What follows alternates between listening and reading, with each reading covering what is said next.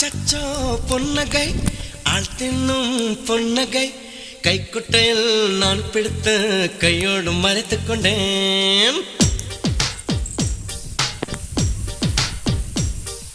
அச்சச்சோ பொன்னகை ஆள் தின்னும் பொன்னகை கைக்குட்டையில் நான் பிடித்து கையோடு மறைத்துக் கொண்டேன்.